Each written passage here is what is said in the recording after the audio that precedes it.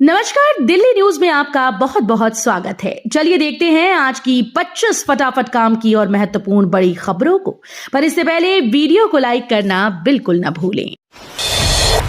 दिल्ली में education field में हो रहा तेजी से काम, शिक्षा मंत्री का युवाओं को संदेश। दिल्ली की शिक्षा क्षेत्र में तेजी से बदलाव हो रहा है। शिक्षा मंत्री ने युवाओं को खास संदेश दिया। उन्होंने कहा कि युवाओं को सिर्फ नौकरी पाने वाले नहीं बल्कि नौकरी देने वाले बनने की सोच रखनी चाहिए। मंत्री ने शिक्षा और कौशल विकास पर जोर देते हुए बताया कि नई पहल और कार्यक्रमों के जरिए छात्रों और युवा प्रोफेशनल्स को अवसर मिल रहे हैं। उनका कहना है कि मेहनत, उद्यमिता, रचनात्मक सोच से ही भविष्य में सफलता सुनिश्चित होगी। दिल्ली विधानसभा में पीएम मोदी की जीवन यात्रा पर विशेष प्रदर्शनी, बचपन से प्रधानमंत्री बनने तक का सफर। दिल्ली विधानसभा में प्रधानमंत्री नरेंद्र मोदी की जीवन यात्रा पर आधारित एक विशेष प्रदर्शनी आयोजित की गई। इस प्रदर्शनी में उनके बचपन से लेकर प्रधानमंत्री बनने तक के संघर्ष और उपलब्धियों को तस्वीरों, दस्तावेजों, मल्टीमीडिया प्रेजेंटेशन के जरिए दिखाया गया। प्रदर्शनी में मोदी के सार्वजनिक जीवन, संगठनात्मक कार्य और राष्ट्र निर्माण में योगदान की झलक भी प्रस्तुत की गई। आयोजकों का कहना है कि इसका उद्देश्य युवाओं को प्रेरणा देना और नेतृत्व के सफर को करीब से समझने का अवसर प्रदान करना है। दिल्ली सरकार की पहल, विदेशी राजनयिकों ने अपनी मां को समर्पित किए पौधे।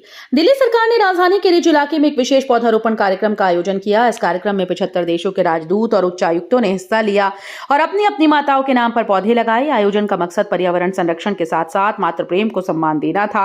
दिल्ली सरकार का कहना है कि इस तरह के प्रयास से हरियाली बढ़ेगी, आने वाली पीढ़ियों को स्वच्छ वातावरण मिलेगा। विदेशी राजनयिकों ने इस पहल की सराहना की और अनोखा अनुभव बताया। खत्म होगा दिल्ली हरियाणा से गैंगस्टर्स का आतंक, मकोका लगाने की तैयारी। पिछले कुछ वर्षों से गैंगस्टर्स के आतंक ने दिल्ली व हरियाणा के व्यापारियों, कारोबारियों का जीना मुहाल कर रखा है। रंगदारी की धमकियों से कानून व्यवस्था पर सवाल उठने लगे। पुलिस के वरिष्ठ अधिकारी भी मानते हैं कि हर माह 7 से 8 कॉल रंगदारी के आने लगे थे। इसे देखते हुए इनकी कमर तोड़ने की रणनीति तैयार की गई। इसके तहत छापेमारी की गई। अब इन गैंगस्टर्स के गुर्गों पर मकोका भी लगाया जाएगा। इनकी संपत्तियों को जब्त किया जाएगा। पुलिस अधिकारियों को उम्मीद है कि इससे रंगदारी मांगने वाले गिरोह पर काफी हद तक अंकुश लगाने में मदद होगी। सुप्रीम कोर्ट ने शर्जील इमाम और उमर खालिद की जमानत सुनवाई 22 सितंबर तक टाली। दिल्ली दंगे की साजिश से जुड़े मामले में सुप्रीम कोर्ट ने शर्जील इमाम, उमर खालिद, गुलफिशा फातिमा और मीरान हैदर की जमानत याचिकाओं पर सुनवाई को टाल दिया। अब इन मामलों पर 22 सितंबर को सुनवाई होगी। याचिकाकर्ताओं पर आरोप है कि उन्होंने साल 2020 में हुए उत्तर पूर्वी दिल्ली दंगों की साजिश रची थी। हालांकि सभी आरोपी इन आरोपों को खारिज करते हुए खुद को निर्दोष बता चुके हैं। सुप्रीम कोर्ट ने फिलहाल कोई राहत नहीं दी और अगली तारीख का इंतजार करना होगा। केजरीवाल की सीट पर वोट कटने का मामला, ईसीआई ने जानकारी देने से किया इनकार।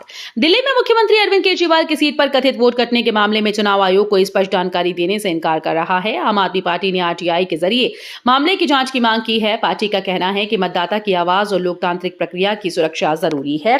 इस मामले पर राजनीतिक और प्रशासनिक स्तर पर गहन समीक्षा जारी है। कल भारत से हार के बावजूद पाकिस्तान पहुंच सकता है फाइनल में। क्रिकेट फैंस के लिए एक बड़ा मोड़ सामने आया है। कल भारत के खिलाफ मैच में हार के बावजूद पाकिस्तान टूर्नामेंट के फाइनल में पहुंच सकता है। ग्रुप पॉइंट्स और नेट रन रेट के हिसाब से टीम का समीकरण मजबूत है। विशेषज्ञों का कहना है कि बल्लेबाजी और गेंदबाजी की रणनीति तय करेगी कि टीम फाइनल में जगह बना पाएगी या नहीं। इस मैच पर पूरा क्रिकेट जगत की नजरें टिकी हैं। मणिपुर में असम राइफल्स के ट्रक पर हमला, 2 जवानों की मौत। मणिपुर में असम राइफल्स के एक ट्रक पर संदिग्ध हमले में 2 जवान शहीद हो गए। घटनास्थल को तुरंत सील कर पुलिस और सुरक्षा बल जांच में जुट गए। हमले में वाहन भी क्षतिग्रस्त हुए। राज्य में सुरक्षा बढ़ा दी गई। अधिकारियों ने स्थानीय लोगों से सहयोग की अपील की। ये घटना क्षेत्र में बढ़ते सुरक्षा संकट की चेतावनी देती है। दिल्ली हाईकोर्ट का आदेश, करण जौहर से जुड़े कंटेंट हटाए जाएं। दिल्ली हाईकोर्ट ने सोशल मीडिया पर करण जौहर से जुड़े विवादित वीडियो, मीम्स और पोस्ट हटाने का आदेश दिया। अदालत ने कहा कि ये सामग्री अभिनेता की प्रतिष्ठा को नुकसान पहुंचा सकती है। सोशल मीडिया प्लेटफॉर्म्स को भी निर्देश दिए गए कि वे ऐसे कंटेंट की निगरानी करें। कोर्ट ने चेतावनी दी है कि उल्लंघन करने पर कानूनी कार्रवाई होगी और व्यक्तिगत सम्मान की रक्षा सुनिश्चित की जाएगी। दिल्ली हाईकोर्ट ने बाबा रामदेव को फटकार लगाई, कहा याचिका वापस ना ली तो जुर्माना तय। दिल्ली हाईकोर्ट ने योग गुरु बाबा रामदेव को कड़ी फटकार लगाई। कोर्ट ने कहा कि अगर उन्होंने अपनी याचिका वापस नहीं ली तो जुर्माना तय है। याचिका में जो मांगे की गई थी उन्हें कोर्ट ने सही नहीं माना। इस मामले में अदालत ने स्पष्ट किया कि नियमों का पालन करना जरूरी है और अनावश्यक कानूनी कार्रवाई से बचना होगा। बाबा रामदेव को कोर्ट ने चेतावनी दी कि जल्द ही कदम न उठाए जाने पर उन्हें कानूनी कीमत चुकानी होगी। दिल्ली लवकुश रामलीला में पूनम पांडे ही होंगी मंदोदरी, कमेटी ने विरोध खत्म किया। दिल्ली की प्रसिद्ध लवकुश रामलीला में इस बार मंदोदरी का किरदार पूनम पांडे निभाएंगी। रामलीला कमेटी ने साफ किया कि मंडली के इस फैसले में कोई बदलाव नहीं होगा। इससे पहले विश्व हिंदू परिषद ने उनके चयन पर आपत्ति जताई थी, लेकिन कमेटी ने कहा कि ये कला और मंचन का हिस्सा है। रामलीला में इस बार दर्शकों को एक नई शैली और भव्य प्रस्तुति देखने को मिलेगी। पूनम पांडे का ये किरदार दर्शकों के लिए उत्सुकता का विषय बना हुआ है। दिल्ली पुलिस का बड़ा एक्शन। दिल्ली पुलिस ने मुठभेड़ के बाद कुख्यात हिस्ट्री शीटर गुड्डू को गिरफ्तार कर लिया है। आरोपी लंबे समय से फरार चल रहा था और उस पर दुष्कर्म के गंभीर मामले दर्ज थे। पुलिस को सूचना मिली थी कि गुड्डू इलाके में मौजूद है, जिसके बाद टीम ने उसे घेर लिया। पकड़े जाने से पहले उसने पुलिस पर फायरिंग की। जवाबी कार्रवाई में वो घायल हो गया और फिर दबोच लिया गया। आरोपी के खिलाफ कई आपराधिक मामले दर्ज हैं। फिलहाल उसे पुलिस हिरासत में लेकर पूछताछ की जा रही है। पीएम और एनएसए का नाम लेकर यासीन मलिक ने कोर्ट में कहा, मैं शांति दूत हूं, मौत से नहीं डरता। अलगाववादी नेता यासीन मलिक ने कोर्ट में दायर हलफनामे में खुद को शांति दूत बताया। मलिक ने प्रधानमंत्री राष्ट्रीय सुरक्षा सलाहकार का नाम लेते हुए कहा कि उसने हमेशा शांति का रास्ता अपनाया। हलफनामे में उसने लिखा है कि अगर अदालत उसे मौत की सजा देती है तो वो उसे भी मुस्कुराकर स्वीकार करेगा। मालूम हो कि यासीन मलिक को आतंकी फंडिंग और अलगाववाद से जुड़े गंभीर मामलों में दोषी ठहराया गया। अब कोर्ट में इस हलफनामे पर आगे सुनवाई होगी। दिल्ली के लेबर फोर्स में महिलाओं की भागीदारी बढ़ी, लेकिन चुनौतियां बरकरार। दिल्ली सरकार की नई रिपोर्ट बताती है कि राजधानी की कामकाजी दुनिया में महिलाओं की हिस्सेदारी बढ़ी है। महिलाएं अब पहले से ज्यादा संख्या में नौकरी और व्यवसाय में कदम रख रही हैं, लेकिन इसके साथ ही सामने आई चुनौतियां भी चिंता बढ़ाती हैं। रिपोर्ट कहती है कि ज्यादातर महिलाएं अब भी असंगठित क्षेत्र में काम करने को मजबूर हैं, जहां वेतन कम और सुविधाएं बेहद सीमित। सरकार का दावा है कि महिलाओं की भागीदारी बढ़ाने और उन्हें सुरक्षित व बराबरी का कार्य माहौल देने पर लगातार काम किया जा रहा है। दिल्ली का ड्रेनेज मास्टर प्लान लॉन्च। रेखा सरकार का दावा, अब नहीं डूबेगी राजधानी। दिल्ली में हर साल मानसून का मतलब जलभराव, जाम, परेशानी, लेकिन अब रेखा सरकार ने इसका हल ढूंढ लिया है। पेश हुआ दिल्ली का नया ड्रेनेज मास्टर प्लान, जिसमें नालों की पूरी मैपिंग, हाईटेक पंपिंग स्टेशन और स्मार्ट सेंसर सिस्टम शामिल है। बारिश का पानी सीधे झीलों और रेन वाटर हार्वेस्टिंग यूनिट्स तक जाएगा। सरकार का दावा है कि अब सड़कें, तालाब नहीं बनेंगी और दिल्ली होगी फ्लड फ्री। क्या ये प्लान लोगों की उम्मीदों पर खरा उतर पाएगा? ये देखने वाली बात होगी। अब दिल्ली से यूपी की दूरी होगी छोटी। नई बस सेवा से मिलेगा सफर का नया अनुभव। दिल्ली यूपी रूट पर सफर करने वालों के लिए खुशखबरी है। सरकार नई बस सेवा शुरू कर रही है, जिसमें हाई कंफर्ट बसेस चलाई जाएंगी। इन बसेस में आरामदायक सीटिंग, मोबाइल चार्जिंग पॉइंट और जीपीएस ट्रैकिंग जैसी सुविधाएं होंगी। दिल्ली से यूपी के कई शहरों तक सीधा सफर होगा और किराया भी किफायती रखा गया।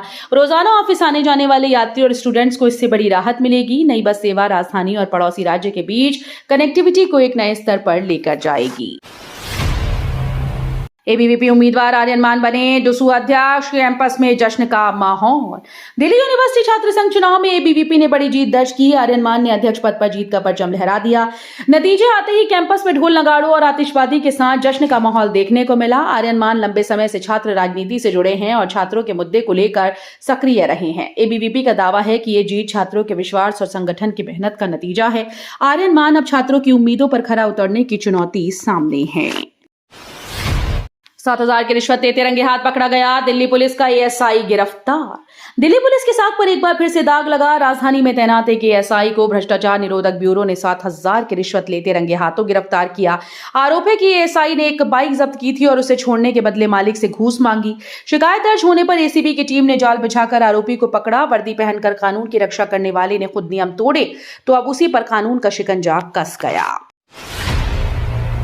दिल्ली एनसीआर में मानसून धीमा। आईएमडी ने हल्की बारिश का किया पूर्वानुमान।